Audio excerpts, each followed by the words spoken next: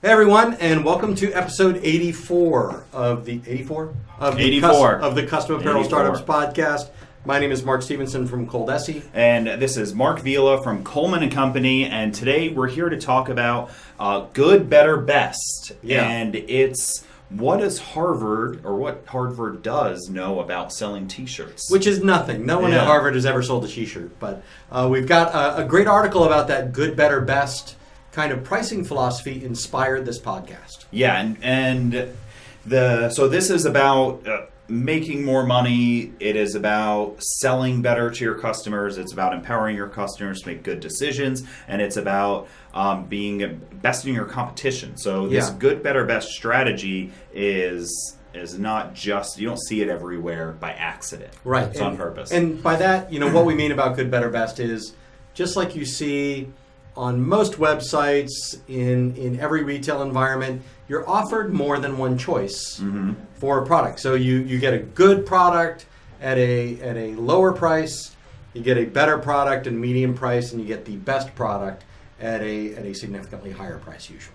Yeah, and you see it oftentimes when you're online shopping. You see it all the time. It's very typical there where they kind of have they'll see three kind of columns typically. Yeah. That's a very typical thing. You know what? Because we are videoing this, so if you listen to us, that's great. We really appreciate that. But we also publish these podcasts on YouTube.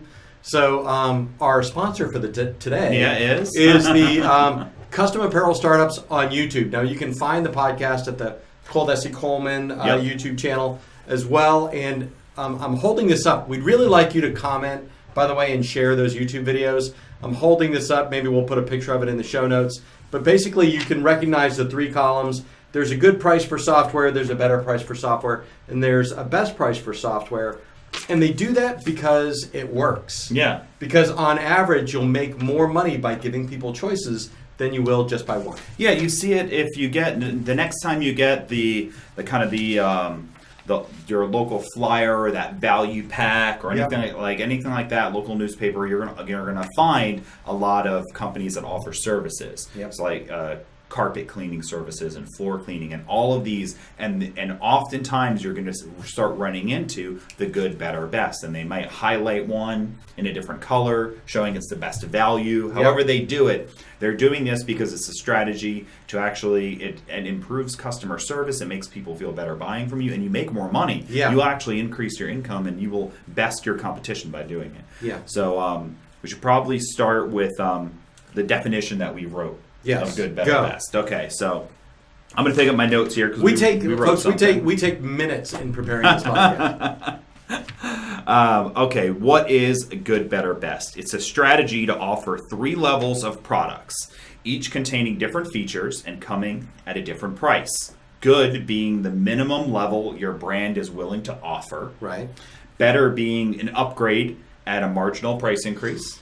And best being the highest level your customer base would be willing to spend, and specifically here on apparel. Yeah, I like that a lot, because just like you said, you've got a good offering that some of your customer might be satisfied with, and if they are very frugal, they might choose that product. Yep.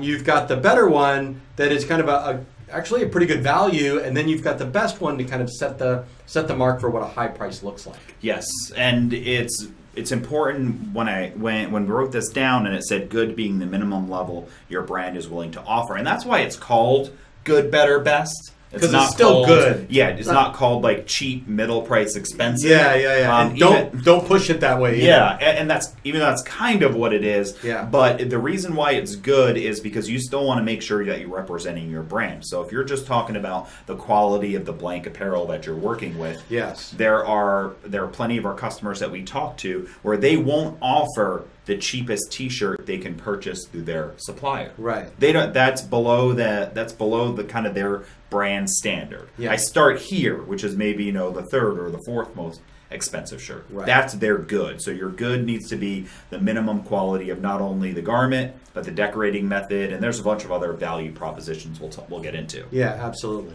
And then the better in this article that you had read, which I think you'll mention and we'll put it in the show notes, talks about these specific lines that you draw. So the better is going to have very specific upgrades to it. Yeah. It makes it better. There's more value in it, and it costs a little bit more. But if it's priced right, then the customer should look at that and really see, wow, okay, this is better, and this seems like a fair deal. And then the best is it's really just the best. It's the highest name brand. You offer a special warranty, whatever it would be. Yeah, it's a good and so I'm going to say this early. Okay. Because I think one of the reasons, we're going to talk about reasons why to employ this pricing policy, but there's a couple things that we hear about in the Custom Apparel Startups Facebook group, and when we do surveys all the time, is this price competition thing is heavy on people's minds. Yep. So they see an advertisement for a shirt that a screen printer is selling for $8 or $9, and they completely lose their minds. Yeah. Even though they've never had a customer leave them and go buy that shirt, it's still, that price is out there in the marketplace, and it's worrying. Right, so this is a great defense against that.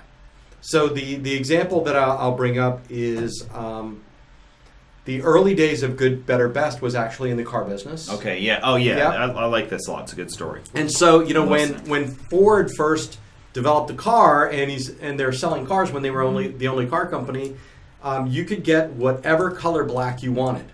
Right, the Model A and the Model T and the early Fords came in a color.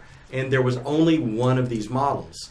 When General Motors came out and they looked at the dominance that these guys had in the marketplace, and they gave people a choice. So they came out with more than one brand of automobile. So, you've got, let's say, I think it's Chevy, Pontiac, and Cadillac. Right? So people you could choose. You could get something that was very much like that basic Ford.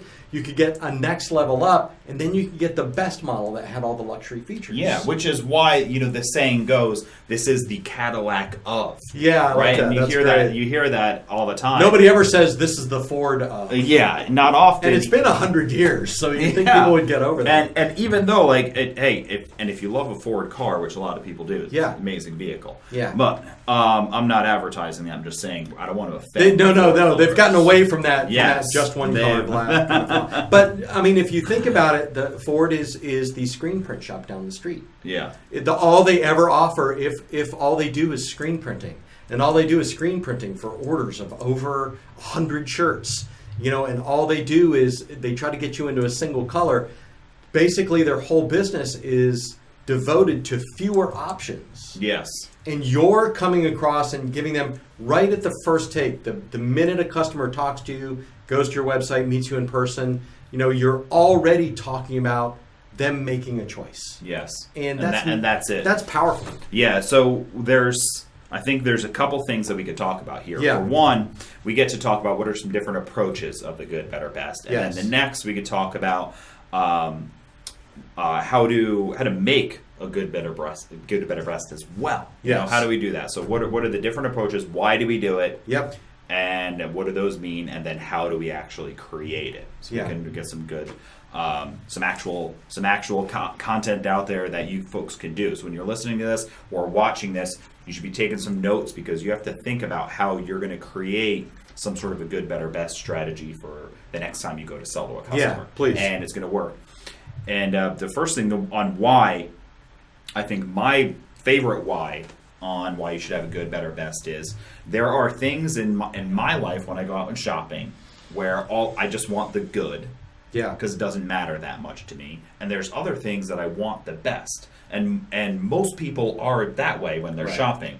Certain things they will buy really inexpensive because it doesn't matter that much to them. Yeah. Canned corn, I'll just buy, the supermarket brand. I don't care. Tomato sauce, I buy if I'm buying it in a jar. If I'm buying it in a jar, it's got to be a really good. You're literally the only person I know that buys canned corn. Yeah, no. You wait till you can put in it the frozen bags. You don't. There's so. Anyway. I mean, yes, all of. I get it, but it goes to a lot of things. It's, what kind of beer do you drink? What Yeah. kind of wine do you drink? What do you drive? For some people, it doesn't matter what kind of beer it is. Yeah. Right? And for other people, man, if it's not the latest craft beer, you see I said beard? Yeah. If it's not the latest craft beer that you and your other hipster friends like to drink, then, you're not going to drink it at all.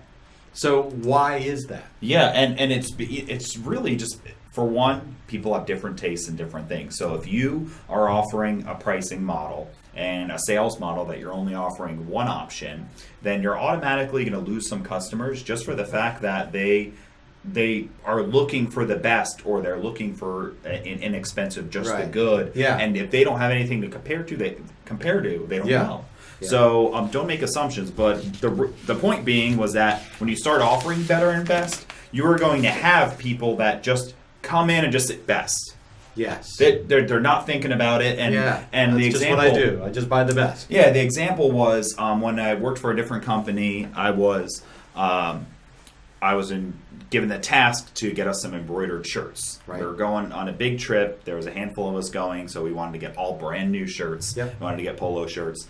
And the owner said to me, he's like, I want to get the Moisture style shirts. I want to have them embroidered, and I want Nike. Right. And I said, well, they don't have to do the Nike. And he said, I love the Nike shirts. And he's like, I just think when we walk into a meeting and we've got my logo and next to the Nike logo, it makes us look better. Yeah. And he's like, and I play golf, and I like playing golf in Nike shirts. Yeah. So and after I go to these meetings, I'm not really going to have much to wear the shirts for, so I want to play golf in them. Right. So anyway, so we go there, and that was it. And I spoke to the guy there, and he's like, well, they're going to be expensive. Yeah. Yeah, we know. I mean, he knows how much it costs. A Nike golf shirt costs him when he goes to the sporting goods store. That's what he wanted. So price was not the determining factor? Yeah, it was the fact that if he was going to buy stuff with his logo on it, he might as well spend $50 on it. Yeah. Now, so the great part about that story is, one part about that story is you already started with the expectation that Nike was what you were going to buy. Yeah. So you came in at best. Yeah. Right? So if that same situation, you didn't come in as best, you were just looking for that shirt, and the owner didn't specify Nike in advance, but you present him with a good, better, best, and one of those options is Nike. Yeah. He's going to go right for it. Yeah, or and that's the thing. Now there's a decision to be made, and then I text him or call him and say, hey, all right, economy brand, this one, Nike.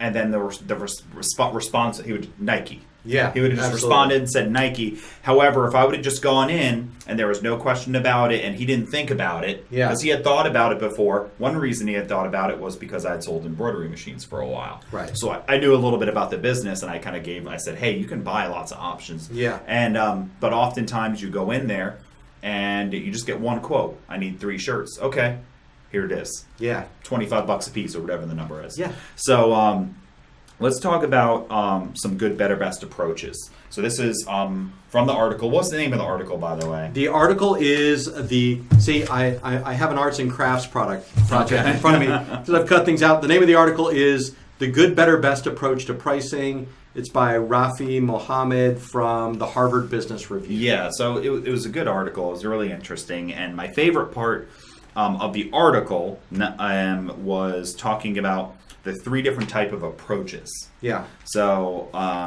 the first one, he says offensive plays. Okay. Defensive plays. Yep. And then behavioral plays. Yeah. So we've kind of been talking about the offensive plays. Mm-hmm. And by offensive, it's you're actively trying to get somebody to spend more money with you by offering those 3 choices. And for everything that and by the way, do me a favor if you're watching this on YouTube, just if you're already using this strategy, go ahead and put examples down below, because I'd really like to see what your website looks like or a situation that you've been in where this kind of strategy has worked. Yeah, because we'll add that back into the show notes. And if you've taken if you've thought about doing this and implemented it, very curious on how what it might have done for your sales. Yeah, because we've done this at ColDesi, as a matter of fact. Mm-hmm. So we employed on our direct-to-garment printer site we decided to offer people good, better, and best solutions. And I will tell you that, it's very effective. Very few people pick the most basic solution. They always pick something that's more appropriate for their needs. But I like the offensive approach because the purpose of it is to make more money from offering kind of the same range of products. It's just the way you position it. Yeah, it's a growth and a revenue strategy by going out there and giving your customers a menu to choose from. Right. And the big difference here is that it's like I said, it's if you just give them the one option, that they're just going to pick that option. So as soon as you start offering upgrades, and we talk about upsells all the time, about did you offer the cap? Did you offer the koozies? Did you offer a second placement? Do you want to do the arm and the left chest? Yeah. Offering all those things are all upsells, but the shirt is also an upsell. So the whole package that you're offering, which isn't just necessarily, we've talked about the shirt and it being, the inexpensive one, the medium grade one, and then the brand name one. Right. But it's also about other features. Yeah, the article has a nice list of things that you can use to add value to the. See, I'm holding up. Yeah, I like that. More things that I've carefully torn out of the article. The things that you could add to the good, better, and best. It doesn't have to be a better quality garment. It could be an add-on, like Mark said. It could be a package of a shirt and a cap, or a shirt and a cap and a koozie, or something along those lines. But it could also be something about service. It could be faster delivery time. In the better solution, we have a 2-day turnaround. In the good solution, it takes about 10 days because we can more easily fit you into the schedule. It could be the brand that differentiates it. It could be the flexibility. Maybe you offer, if you're doing digital prints, maybe you offer smaller or larger sizes as part of your good, better, best. Like maybe the standard size is a 10 by 10. The good size is 11 by 11, and the best size, the better size is 11 by 11. The best is 14 by 14. Yeah. So there's a variety of ways that you can look at this. All of them are designed to saying, it's $20 for the good shirt, but look what I can get for the extra $4. Yes, and it's also there are all these little other value adds. So, for example, if the garment that is the better quality one is a pre-shrunk, but it's like a good pre-shrunk, meaning that you bought it and you've tested it and you've washed it and it really almost doesn't shrink at all. Yeah. You can offer, say, like a no shrink guarantee. And that can be part of it. That's great. Say, hey, if any of your shirts shrink, however you want to make the rules, but if they shrink by a certain amount, then you come on in and I'll replace it for you. Yes. Because the garment that they're choosing in this best or better category performs really well that way. You can offer like a no fading in the color. So typically, you get like a green or a dark blue or a black shirt and it fades out. If it's a cheaper shirt, the better ones don't do that. You can offer a no fade, offer up to this many months where the color is going to stay the same. However you want to do it. Yep. There's a lot of great value you can put in there.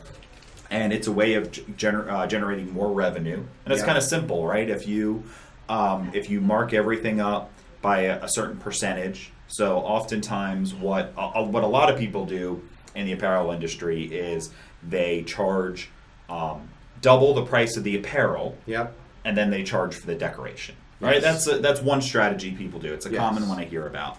So if that's the case, if we're talking about like golf style shirts, if it's a $11 one, you're making $11 profit on the garment. Yep. If it's a $22 one, you're making $22 on the profit. Yeah. If it's a $30 one, you're making $30 on that. Yeah. So you accelerate exponentially the amount of money that you're going to make when people choose the better and the best option. Yeah. Right? And they're going to do that.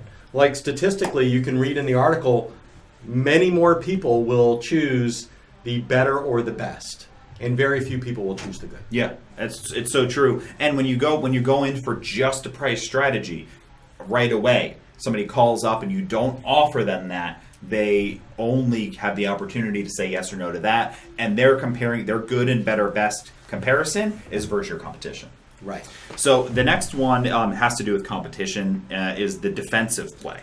Yeah, I like this a lot too, because it's just like the screen printer conversation that we had earlier. So, right, what happens is you find out somebody sells shirts for cheaper, and you make a decision of what am I going to do? I'm going to lower all of my prices by 15% so I can compete. But with the good, better, best strategy, one of the things you can do is you can take your good and you can reduce down the quality of that good and the price to have a lower competitive price to start with. So maybe it's a lesser expensive piece of apparel, or maybe you reduce the amount of stitches that is the amount of stitches you allow for this price for a left chest logo, whatever it is. You reduce the amount of colors if you're doing heat transfer vinyl. You used to offer it at 3, but now you only do a single color at the price. You bring that good down, but then you still have your better and your best upgrade. So you're price competitive versus your competition, but you still have that upsell opportunity, and you're giving your choice to the customer rather than walking away or just attempting to lower all prices. And it still doesn't, you still don't have to match what your competition is doing. Right? It just lowers it to closer to that, so you're more in the ballpark at the good level versus the competition. One of the good examples I think they used in the article was when gyms first started to be 15 on every block. Right? You can join a gym for nothing now. Well, that transition was tough for a lot of gyms. So when a new gym would come to an area that was offering like $10 a month for training and for all the features that you get, the existing gyms would do things like they would offer a lower price, but they would leave out towel service, or they would leave out the classes, or they would, they pared down their regular offering so they could bring their products closer to the good offer that their competition was offering. And it's great, that all plays into not only the money and lowering some price and offering something different, but still having an upgrade. But it flows right into the third one, which is the behavioral play. Could be my favorite. And it really, this is for you and for the customer. So one of the things mentioned in here, it has to do with psychology, and we've had some podcasts in the past where we talked about psychology and selling and persuasion. Go back and listen to those. I love that kind of stuff. It's really interesting. But one thing that they say is that they move people away from a binary decision. All right, so a binary decision means it's either yes or no. Right, binary is 1 or 0. It's my way or highway. It's one or the other, and people don't like these types of decisions. People don't like decisions that are just binary, where they just have two things. I can get all of this or I can get none of it. It's uncomfortable to make that decision because it's so, you feel like you almost don't have a choice. And that's very uncomfortable. So what you do is when you provide the good, better, best, you put the power back into your customer's hands. So now it's not about the decision, do I buy or not? The decision is, which one of these do I buy? And that's especially powerful when you're up against competition that only offers one thing. For example, if your customer just got off the phone with somebody down the street that's offering transfers, they've got this limited set of transfers, limited number of colors, and they ask for a price on 14 shirts. They say, here's the price. Then they call you and they're saying, here's what I want to do. I'm looking for 14 shirts. What's your price? So, well, I've actually got a couple of options for you. You can get, this product for similar price to what you're getting down the street. I've got a better solution that I think might work for you. And then I've got the best, which includes things like the Nike brand and things like that. Which one do you want? And I just think this is so important to giving your customers this power. Because especially now, when it's so easy to shop for things now, and it's easy to get, and it's easy to get anything. That when you're getting into this with your customers and you're talking with them about giving them the options and you put the power back into their hands, that's where the consumer feels comfortable. The consumer now really feels comfortable being out I decide where I'm going to spend my money. I decide which one I want. I don't want to be sold on which one to get. People don't like that. Yeah, I think that's a really good point. Is people don't want to be sold. Yeah. So if you only give them one option, then they're just going to make a yes or no decision. Yeah. Right. And if you offer them the 3 choices, then they just feel like you're giving them options. Yeah, and you really are. And the way I would propose it would be something to the effect of, I really care about that my customers like what they're getting. Yeah. And I know that part of choosing the right apparel all the time, and it doesn't matter what you're buying, whether it's shoes from the store or t-shirts at my shop, it's a combination of price and quality and longevity and all of these things. Mm-hmm. And I really care about my customer, so I develop a few most popular kind of niches that I put these into, and this is what I consider my good, my better, and my best, and this is what people really like. What's good for you? Yeah. You tell me, what's good for you, and then you put it in their court, and they get to look, and then they look at it and they see like, oh, I like that. I like that this one goes on the wrinkle-free shirt. Yeah. I hate ironing. Yeah. And then immediately, it's a big deal. That now the good is gone because they see that the good is not wrinkle-free. Yeah. So in the article they talk about that as a fence, and I kind of like using those technical terms. Mm-hmm. So the fence there is you've got something that's wrinkle free or not wrinkle free. Someone's going to buy that. Yeah. Right, and they'll pay more. It could be maybe it's even a $2 difference or a $4 difference in the shirt, but I only buy stuff that I don't have to iron. Yeah, I do. I mean, I do. Right. There you go. So it's wrinkle free, or I'm not buying it, but you still offered them this selection. And I think one place to look at this is if you look at custom apparel websites, not necessarily like the big ones like Zazzle or Cafe Press, but maybe even your own if you sell online, what you'll see is you'll have the opportunity to pick a design, and then you'll pick the style of the shirt, and then you'll pick the color. Mm-hmm. So by the time you get down, after you pick a V-neck, for example, in a ladies' tee, the only choice that you're offered from then on is a color. So now I can get one of these colors, but I'm not offered anything more expensive. Yeah. So you're really not giving a good, better, best. You're giving a customer some nice options, but once they picked a $20, $25 configuration, you're not presenting them with a possibility. It says, well, I've got an extra $10 to spend, but you'll never know because you didn't ask me for that. So I like the idea of when you're doing this and you're giving your customers the options. Some of them are value options. You offer the a no shrink guarantee or a color fast type of a guarantee for a period of time. You offer the wrinkle free, as something, the stain resistance, as something else, like all the won't fade. All of these things, you have to think of all the values you can put in, and then part of the upsell, maybe not even necessarily. They don't know the difference between District and Next Level and Bella and all these brands. Your customer. This is words we use. Yeah. Right? So when you're selling to them, you just sell, all right, this is the one that's fade resistant and wrinkle free. Yeah. This is the one that's all of it. This is the one that's got moisture wicking properties. This one's 100% organic cotton. Yes. You offer these, and these are what they're choosing. And if it's online, if you build your store online, you let them choose the garment that way. It starts off with like standard cotton, organic cotton, wrinkle-free blend, moisture wick. And you can use kind of a feature benefit statement like that, or you can even just use descriptive terms like premium. Yeah. Like I have a standard brand shirt, I've got a premium, and then I've got the really high end. And if you talk about premium, it's just like, if you're booking a hotel room, you're going to pay more if it says the word suite. Yeah. Right? Mm-hmm. It doesn't matter if the room's any bigger. But man, if it's a suite, that's where I want to stay.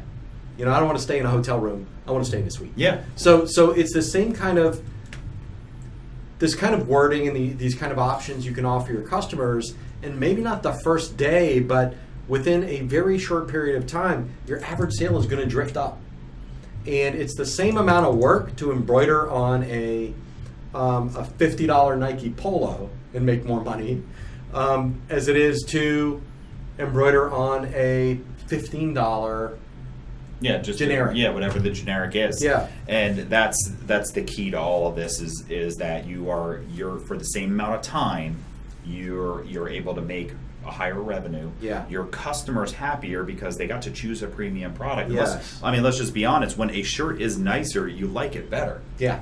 I mean, that's True. just it. True. It doesn't matter what it is. Shirts, shoes, socks, yeah. whatever you have, if they're nicer and they're more comfortable, you like them better. You keep them longer. They last longer. And your customer is going to be happier. Yeah. And everyone's got those T-shirts or the shoes or whatever it is that they own that's apparel that's of a better quality, and they like wearing it. And the stuff that doesn't feel good or is uncomfortable or shrunk, they're not going to like. So you're helping yourself by making more money, and you're helping your customer because they really got an opportunity to choose something amazing. Absolutely. And you have to, comes into asking questions we talked about when we sat with Monty. Yeah. Oh yeah. If you didn't listen to that, but you ask customers about, okay, it's going to be outside. Is this a single time event? Okay, well, this is for it's for your warehouse crew. Okay, are they customer facing? Okay, and do you provide the apparel? Right. Okay, so they're customer facing. They have a logo on it. How often do you replace them? Okay, you replace them every 6 months. Okay, you want to get a shirt then that they're customer facing. So you don't want the shirt. You want the shirts to not really stain or look bad. Yeah. You want maybe a moisture wicking material, or at least a cotton that is like a nice quality cotton, so they don't have pit stains and stuff like that. You add all this up, and then all of a sudden that's some compelling sales copy, by the way. Yeah, it's no true though. Pit stain free. Yeah, you don't want your staff coming to a customer delivering them something from the warehouse. Yeah. And I'm not talking about sweat. We're talking about pit stains. Yeah, I understand. let's not talk about that anymore. But no, you don't want it. You want them to go there. And one of the examples we talked about was if you're dealing with like a luxury boat dealer. Yep. Right, and you start asking these questions, and then you say, well, I do offer an Adidas or an Eddie Bauer, shirt that I can provide, and I know that. You probably, I'm sure that when your customers come in, you want a level of prestige is there. So even if the people who are just kind of washing and waxing the boats are wearing an Eddie Bauer brand shirt with a logo on it, that's going to provide prestige for them. Yeah. And that's the best. And the owner might be, he might be somebody who's, no, I don't care about that too much. Or they might look at that and just say, yes.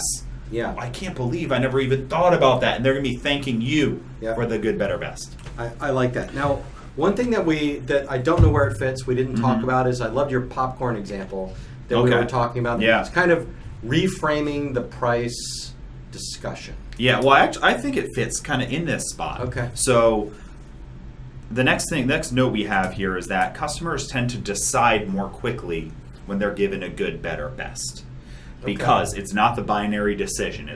They're not making this thing, do I do it or do I not do it? Yeah. They're just kind of get to flow in and, all right, which one of these do I want? And it's, so when I think the popcorn kind of falls into that, because if you have one size popcorn at the movie theater and it's $8, you're like, what? How is it $8? I'm not going to buy an $8 for like popcorn. a nickel's worth of popcorn. Forget it. I'm not going to do it. But then it's $8.50 for a medium and $9.50 for the large tub with a free refill. Right. Now you're like, well, that $9.50 is not a bad deal. Yeah. but the only reason you would say that, because if somebody was standing outside a grocery store selling boxes of popcorn for $10, there's no that's what they do. I'm pretty sure. Know. I think it's like a $20 bag of popcorn. I would love to talk with them about not just go to the cookie. Doing that. Go to the cookie. I mean, people. Is there a patent on Girl Scout? Just like, can't you just have? Just ask me for the money, because I'm never going to spend money on the popcorn. But Anyway. the idea behind the popcorn example is you all of a sudden you've reframed the pricing competition. Yeah. So you were first maybe someone calls up and you're up against competition, but you're offering these choices, and even though yours might start more. Now your prices seem normal and regular, and they're likely to choose the extra large. They're likely to choose the better or the best, just like in the popcorn example, because you've reframed the conversation about price. Yeah, and the reason why it's important to have good, better, and best, because in making that choice, that I remember reading something a while ago, and I don't recall the source, so I'm just going to pretend like I made all this. I invented this idea, but no, I don't remember the source. But I was reading some more back, and they were talking about this that they offered a small popcorn and a large popcorn. Okay. Right? And that they almost always sold the small popcorn. Right? People didn't feel as much of a difference to upgrade to the big one. So then they insert the medium, and they sell more larges for inserting the medium. And the reason is because of that. It's that what McDonald's did for a while. Yeah. Like just large. Medium, large, super size. And because once you start looking at the value of things as they go up. Right. And the value of the good seems really, really like a really bad value when you compare it to the better. Yeah, X, Y, Z is only a few pennies more. And then if I'm already at better, I should probably just go to best. Yeah. Depending where you are. And that's going to be up to you on how you price. If you go with generic, slightly better generic, Adidas brand or Eddie Bauer brand, you might not be able to have, you might have a big jump to that best. Yeah. But you're going to have to figure out what that strategy is for you. Is it 3 generics, or is it a cheap generic, a nice generic, and then a very premium? Right. That's going to be up to you on where that jump is. But you're either going to be driving a lot of people to the better or driving a lot of people to the best, depending on that strategy. So there's a lot of things I love about the good, better, best strategy, and one of them is because it's going to get you thinking about your pricing. Yeah. Because if you're listening to this podcast, if you've already started a business, there's a 97% chance you're not charging enough money. Okay, that happens almost all the time.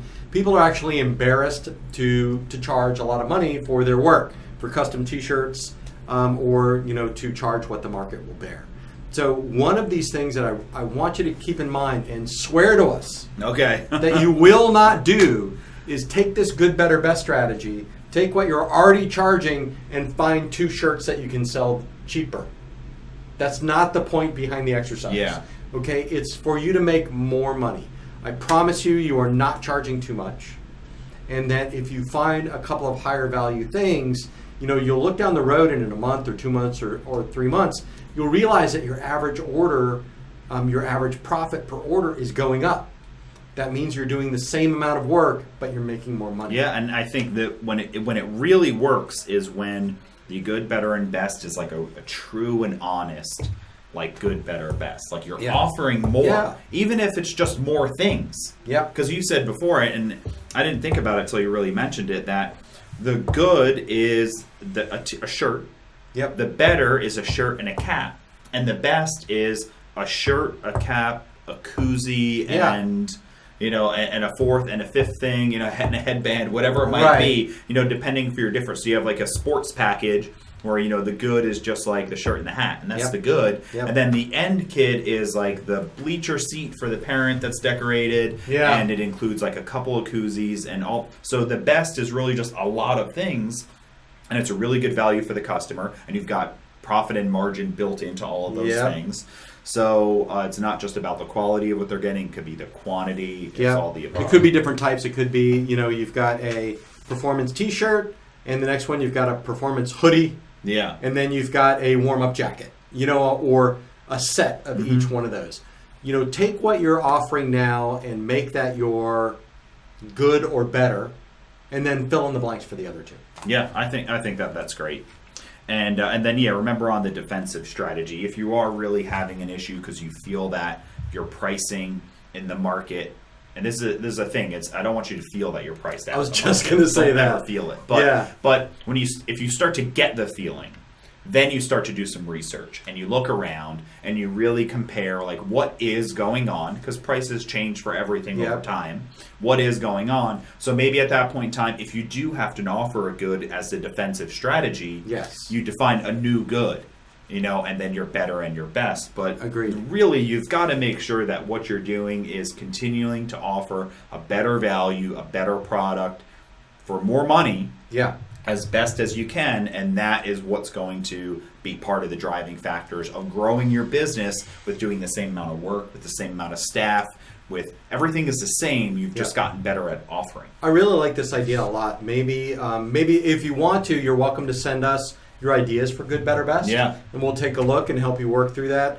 But I like this idea so much. Like, if you're listening to this podcast or watching the video, do this now. Okay. Like, do this on the next phone call or the next request for quote you get. Just put a little bit of thought into it and give somebody the good, better, best options and see how that changes. Yeah, and just keep it simple. Yeah.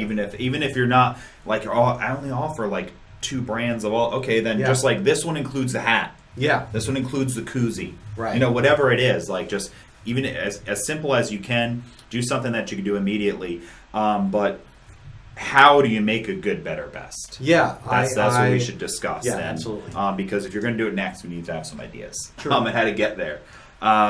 So I made a few notes here. We both did. One of them is just consult your apparel supplier.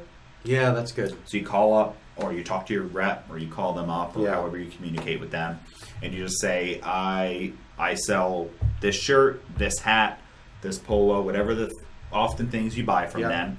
And you just say, I want to develop like a good, better, best strategy with the shirt, the hat, the hoodie. Can you help me pick some brands? Like just start with the apparel. Yeah. And they'll go ahead and chances are they're going to be able to tell you, you know, like, oh, the one you're buying now is what we consider like a pretty good one. Here are the 2 popular upgrades that other companies buy. Because that's what they're going to tell you. Whenever you ask them what's the best, they're going to be talking about popularity and things. Yeah. So you can learn from them. The story of where my friend, my friend, old boss with the polo and the Nike. Yeah. Learn from your customers. Oh, that right. I mean, your customers are going to ask for things, and you realize that could be a best. Yeah. So they're going to ask for a specific brand T-shirt. Yeah. Or a different kind of shorts or something like that you don't normally carry. So you could go out and find that. You've already got a demonstration in house that someone asked you for it, so you know it'll sell. Yeah. So good one. What was my best order? And then you go back and look at it, and it's because they did everything. They did the shirt and the bag and the can cooler and the seat and the laptop case. And you add, and then you're like, that was the best order. Yeah. That's best. Write that down and make that as a quote. It's a good idea. That you can sell that to people. So look at what orders you've done before. And then you can just compare to other businesses. Simple, I mean, if you could just price shop your competition, even if it's not local, another city or a town, call up and just try to Google search, find websites. Also use like retailers and stuff like that aren't in your competition. I like that idea. If you go to like Macy's or a sporting goods store or something like that, and you go to wherever they have like a particular type of apparel, right? Whether it's like socks or it's T-shirts or whatever, they kind of group it together. Wine even, right? They group it together where it's like, here's the cheap stuff, here's the better stuff, here's the best stuff. Right. And as you typically move through that, the marketing and the feel changes as well. Yep. So it's like the cheap, of like when I like buying like work shirts, before I made my own, which actually I just didn't decorate this shirt, but I will one day. You mean you're going to decorate it later today? Probably. That's oftentimes how it works. I buy some and then I put one on. I'm like, I didn't decorate this one. And then I decorated that day. But yeah, go in there. So what you'll notice is like the cheap shirts, they're just like, they're all in a rack, they're jammed together. The price is the giant thing. Yeah. And then you go to like the better shirts and they're a little bit nicer and maybe they start talking about some features. Yeah. And then you go into the premium shirts and they're on like nicer mannequins and they're really good. Yeah. And they put, tags on there that you'll see, like wrinkle free, and they talk, or great for playing golf, or whatever it might be. I mean, it could be anything. So you could do that with your strategy as well. Look around and see, okay, this is how I can this is how I can strategize my best by using more descriptive words. Yep.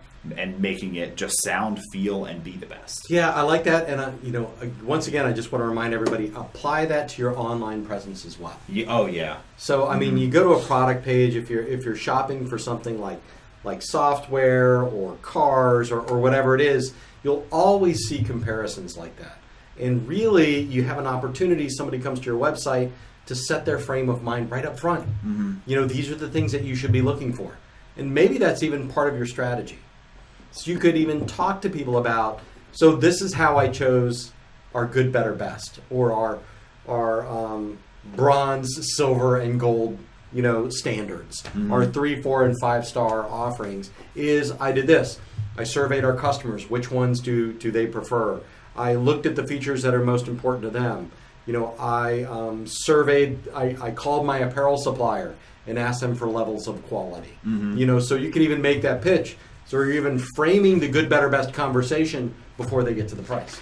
And that's what's really cool about that is it made me think about asking customers questions and when they're online. I mean, there's so many cool things you could do nowadays. But one thought that popped in my head is when you're talking about the online presence and I was thinking about asking customers questions is you could even develop a little quiz to help your customers find out what they want. Ask them the questions. How important is longevity? How important is price? How important is comfort? How important is it, washing well? Yeah. You ask them all these questions, and then you can use that as a consultation. Or if you're real sophisticated and you have a great website, it could have a score that adds up. Yeah, that's true. It sounds you should get the better. Yeah. I like that. So, but even if you're not that sophisticated and you're just describe that online, and you ask your customers, to rate it themselves. So go ahead and take this quiz yourself. Ask 5 questions and give them a score of 1 to 5. Say, hey, do this, add it up. And then here's your scoring on the bottom. If you scored a 3, then you probably want the good shirt. If you scored a 7, you want the best shirt. People will retake that quiz. Until they qualify for the better shirt. They really will, totally. And it's a great conversation to have about it. But really, I think what I really like about this strategy is, for one, it 100% works. It's been studied. This is the type of stuff that's in business classes and marketing and sales classes. It's the kind of thing that the Harvard Business Review would write about. Yes. There you go. So it really works, and studies prove it. Not only does it work for the business, but by helping them generate more revenue, but it works for the customer because the customers are generally more satisfied when they're put into this scenario because they were empowered to make a choice. I love for this type of thing, for a custom apparel, I love it to be the best. I like this. They felt great about that decision, and then they're going to come back, they're going to write a great review about you, and they're probably going to even talk about how, it was great because everywhere else I went, they just told me what to get. And then I went to this shop and they helped to guide me to choose what was best for me. And I felt like I was getting, custom tailored apparel. I'd love to get that review. So we've got a couple different things that we talked about. We talked about using the good, better, best strategy in an offensive way, not an offensive way, an offensive way. Let's say that is more towards providing a better customer experience. Are pit stains offensive? Yes, they are now. Providing a better customer experience, and you're offering it. You'll increase your average sale, your average profit. It's about growth, right? Making more money. Then the defensive posture is more you're doing it because of conditions in the marketplace. So you're addressing a lower cost competitor by offering more choice and for giving reasons for those choices and illustrating kind of some fences that keep people from buying the cheaper shirt, which is like the stain resistant, things like that. The wrinkle free. And then there's the behavioral play, which is kind of it's the buy, don't buy. It reduces the stress of them trying to pick if they're going to do business with you.